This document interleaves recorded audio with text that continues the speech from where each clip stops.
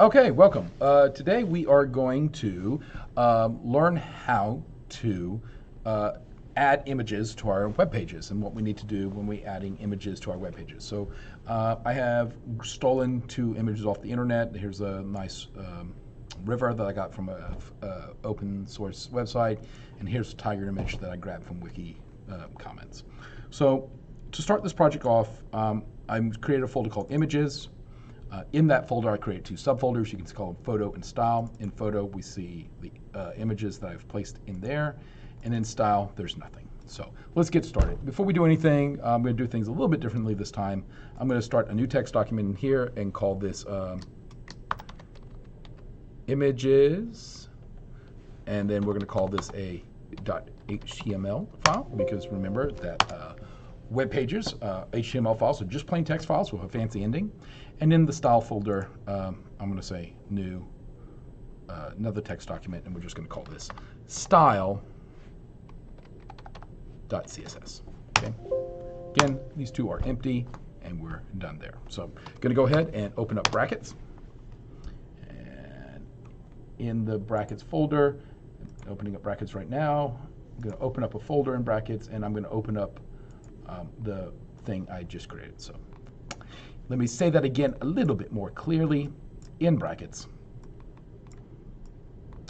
I'm just going to open up the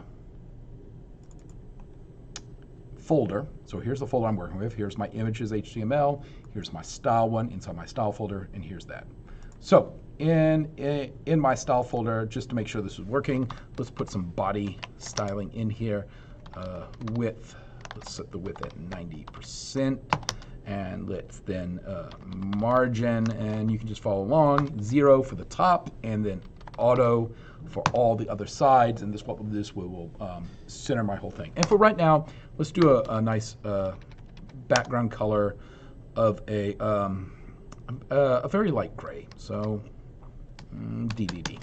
Okay, we'll see that in use later. So switching over here, clicking on my images. This is my HTML. Real quickly, just the same thing we've always done before. Doc type at the top, HTML. Very good.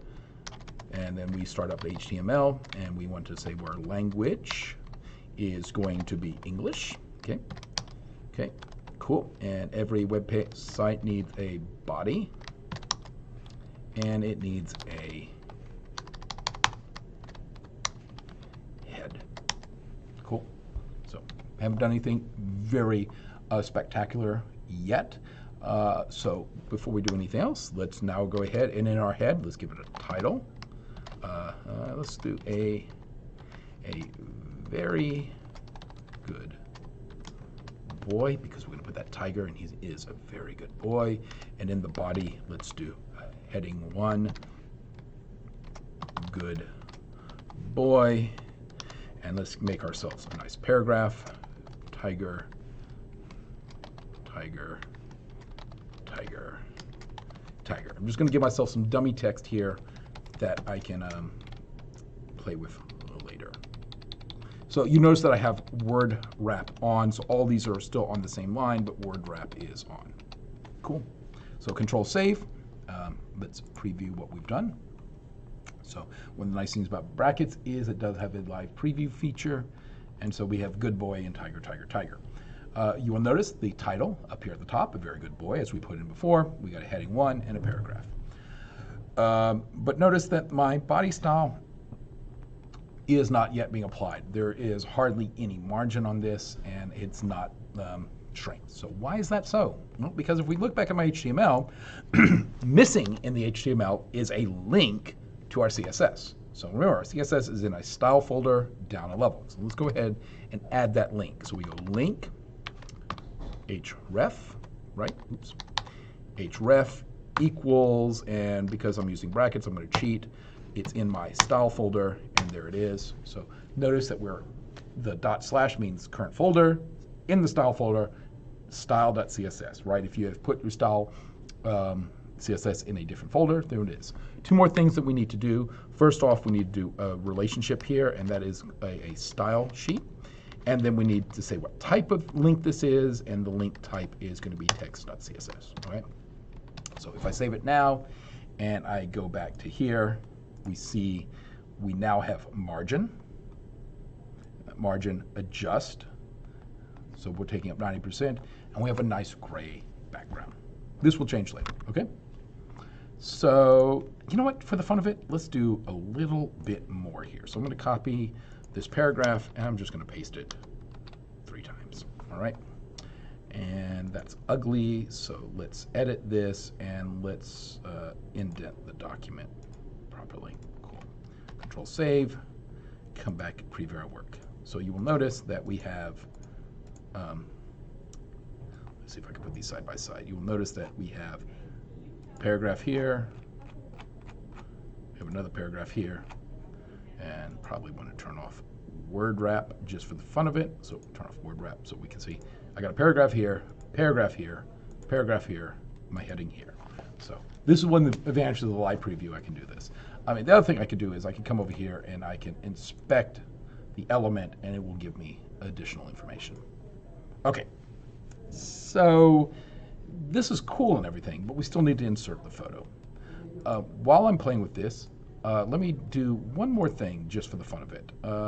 So again, just to help myself out, I'm going to turn word wrap back on. I'm going to come to this first paragraph right here, and I'm just going to give myself a line break. I just want to show you what this does, just so we can be clear.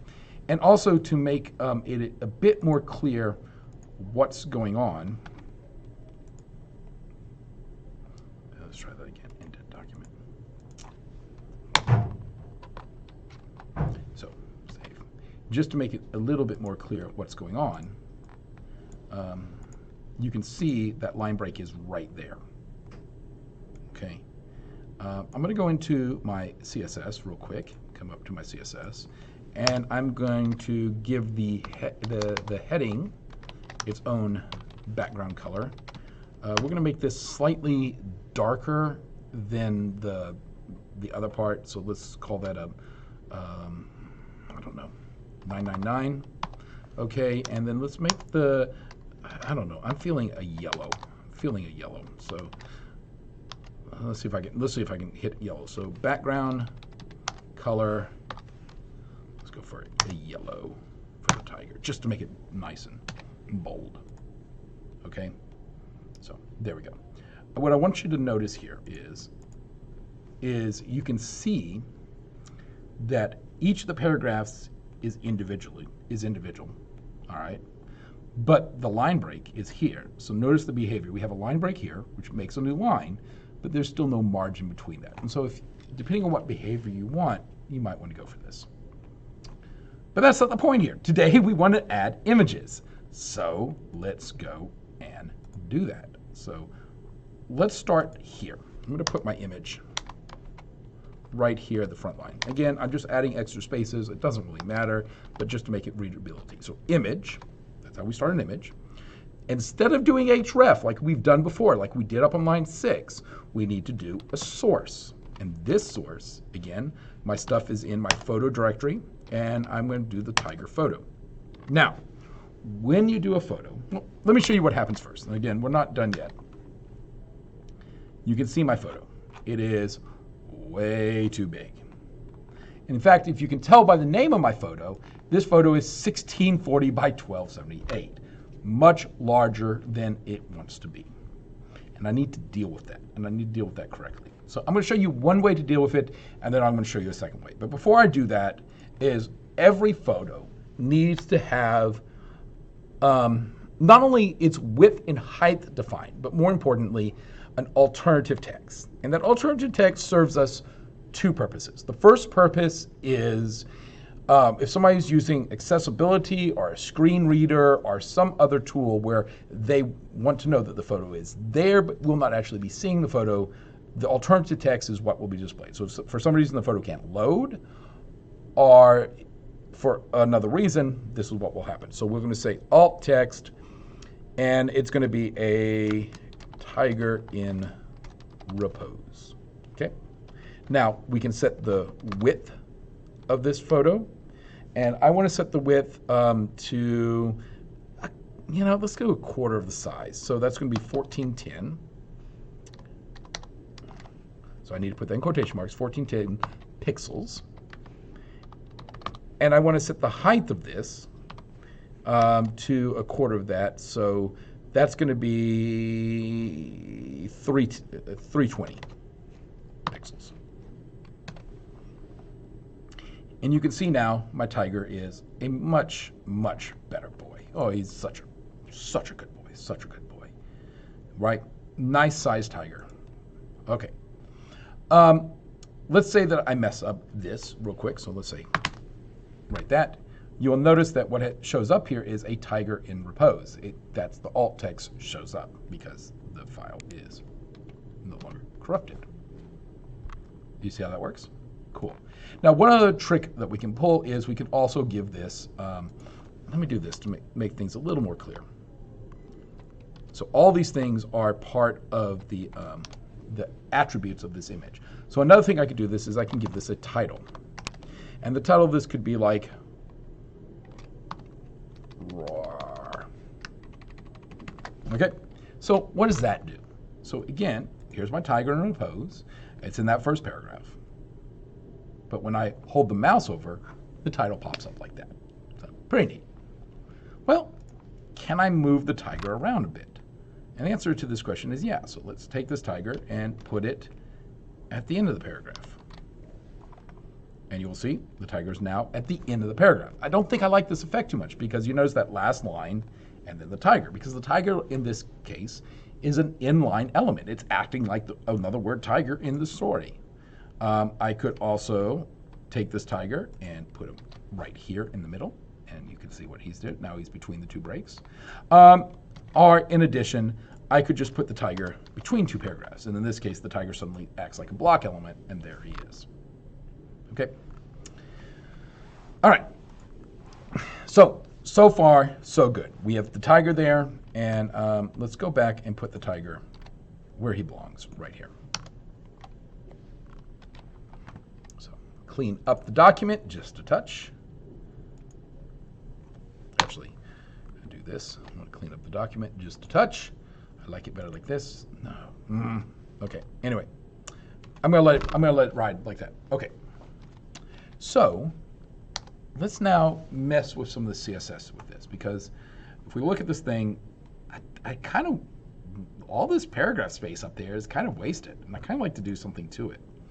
So what are we going to have to do? Well, let's get into style, and let's talk about this for a sec. If I say image.medium, because I might have more than one image in this thing. If I say image.medium, the dot means medium is going to be a class of images. So I can class my photos. And so I can do things like, okay, width is going to be 410 pixels, and height, spell it right, height is that 320 pixels, okay? So I can now come in, and instead of doing this width and height in here, okay, I can now come in and I can say the class of this photo is medium. And you will notice over here that the tiger is back to his normal size. So I got class medium. Okay, so this is useful because now I can use my CSS to size multiple photos the same way. Okay, so the same way I just did that, let's make 3 more classes. Let's do an image dot align left, and notice that I am not using underscores and I'm not using spaces, I'm not using capital letters, okay? Let's do an image dot align right, and let's do an image dot align center. And I'm going to show you how we can get this image to do these 3 things. So first, align left. I want the tiger to float to the left. So we're going to just say that, float left. And if I float him to the left, again, let me go apply this. I want to show you the differences. So a class, I can apply multiple classes to the same image. So if I say left, notice I'm not saying image.left. It's already an image. I'm making a class of image. And so the tiger should, let's see, be floating to the left. Okay. The tiger should be, as I said, floating to the left. And let's see, did I float left? Let's see, let me do the next thing. And so I need to give the margin right. Let's give it about 10 pixels of margin here. So make sure we save this, reload. Nope, that might be my problem right there. Let me come here, restart the auto preview. Coming up.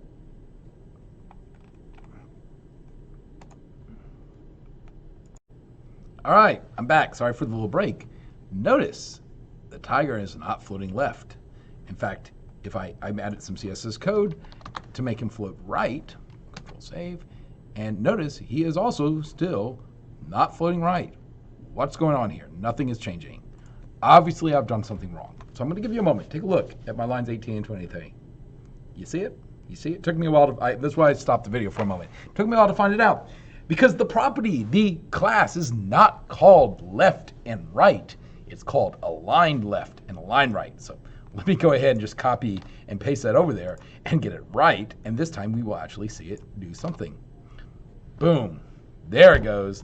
That's what you should see. Now, the tiger is floating to the left. This is what I want to see, except the only problem is it's also floating to the left of the next line. And that may or may not be the behavior. So all 3 paragraphs, it is out of sequence with that. So that may or may not be what I want, right? I can come in here, and because I've set up a line right, he can also now float to the right. Very good, very good. But that might not be what I want to do. So we're going to fix that real quick, and I'm going to stop this video here, and then I'm going to start the next video to show the other things because this is running long. But let me show you how we did this. We floated left and right, which takes it out of the sequence of the HTML and makes it float to the left and right. And then we applied a little bit of margin, and you can see right here, a little bit of margin so that there's some space in between. The tiger is still part of that. Part of this paragraph, I should say, but there is still some daylight right there for it. And everything is still nicely lined up left and right. In fact, if I really wanted to, padding, I probably should give these paragraphs just a touch of padding. So let's give them a little bit of padding. Let's go with 12, see what that looks like. And I think, yeah, you can see the padding there. And everything looks a whole lot better, I believe. But I think this is a good place to wrap this up. I think this is a good place to wrap it up. We still need to align center, and I still need to show you a cool trick with background. But since this video is pushing into 20 minutes, I'm going to stop it here and put those on a separate video. But it does pay sometimes. We will all mess up when we're writing code, and it's going to be a dumb thing like I wanted to do right, so I just wrote the word right down. But that's not what I called the class. I called the class, as you can clearly see here, I called the class align right and align left. So I need to make sure that when I'm tagging my photo, I am tagging it align right. Now also notice the space here is, I have tagged this photo with 2 separate classes, a medium class and a align right class. So in my CSS, there's no reason why I can't also have an image dot small class. And in here I could do like something like a width of, I don't know, 205 pixels, right? And let's see if I can do math in my head. A height of, that would be 16, yeah, 1660, right? There's no reason I can't do that, like that, so that when I come back over to my tiger, I can make him align left, and I can make him small. So again, very good. There are issues that, like if I right-click on this tiger here and I inspect him, there are issues with the fact that this tiger is it's rendering as a 205 by 160, but its intrinsic size is 1640 by 1278. This is only a 467 kilobyte file, so I'm not too worried about the demands I'm putting on people's resources. But if this was a much larger thing, like a couple of megs, literally I am sending the person a much larger file, using up much of their data than it isn't. And so this is a sort of an obscene amount of rendering size versus the actual size of the photo. I want to try to keep my photos twice the size of the rendering size for Retina displays on Apple devices, but this is now 8 times larger of a photo than I'm rendering it as. And so I should really just, in the final product, resize the photo down. But as I said, this is a good place to stop. In the next video, I'll pick up the next details.